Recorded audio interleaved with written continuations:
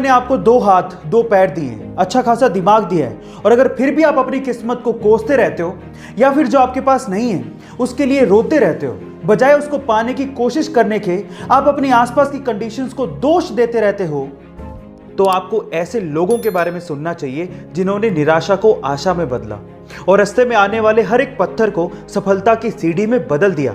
ऐसे लोग जो दुखी और उदास होने से इनकार कर देते हैं, वो मायूसियों और नाकामयाबियों को अपने ऊपर हावी नहीं होने देते।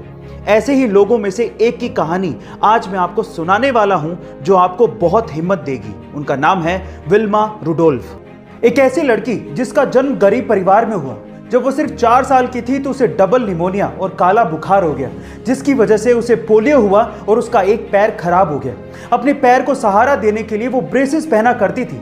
डॉक्टरों ने तो ये तक कह दिया था कि वो अब कभी चल नहीं पाएगी, लेकिन विल्मा की मां ने उसकी बहुत हिम्मत बढ़ाई और कहा कि ऊपर वाले की दी हुई क्षमता, मेहनत और लगन से वो जो चाहे वो पा सकती है। यह सुनकर विल्मा ने कहा कि वह दुनिया की सबसे तेज रनर बनना चाहती है। 9 साल की उम्र में डॉक्टरों के मना करने के बावजूद भी विल्मा ने ब्रेसेस को उतार दिया और पहला कदम उठाया, जबकि डॉक्टरों ने कहा था कि वह कभी चल नहीं पाएगी।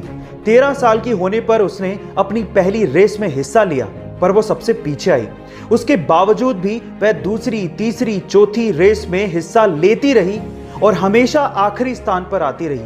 वह तब तक कोशिश करती रही जब तक वो दिन नहीं आ गया जब उसने अपनी पहली रेस जीती। 15 साल की उम्र में विल्मा टेनेसी स्टेट यूनिवर्सिटी पहुंची, जहां पर उन्हें एड टेम्पल नाम का एक कोच मिला।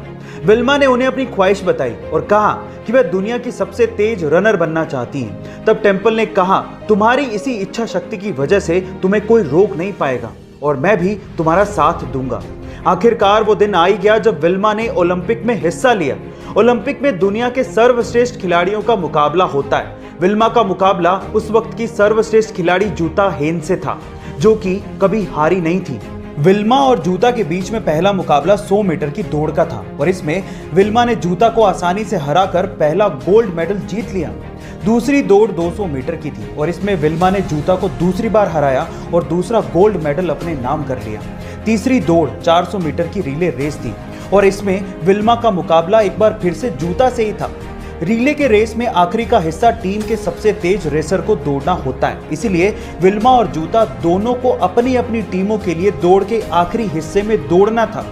विल्मा की टीम के 3 लोग रिले रेस के आखिरी 3 हिस्से में दौड़े और आसानी से बैटल बदली, पर जब विल्मा के दौड़ने की बारी आई तो उसके हाथ से बैटल छूट गई।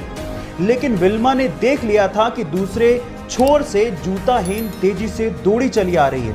विल्मा ने गिरी हुई बैटल उठाई और मशीन की तरह ऐसी दौड़ी कि जूता को तीसरी बार भी हरा दिया और अपना तीसरा गोल्ड मेडल अपने नाम कर लिया। यह बात इतिहास के पन्नों में दर्ज हो गई कि एक लकवाग्रस्त महिला 1960 में ओलंपिक में दुनिया की सबसे तेज धाविका बनी। अब विल्मा रुडोल्फ की इस कहानी से हमें क्या सीखने को मिलता है?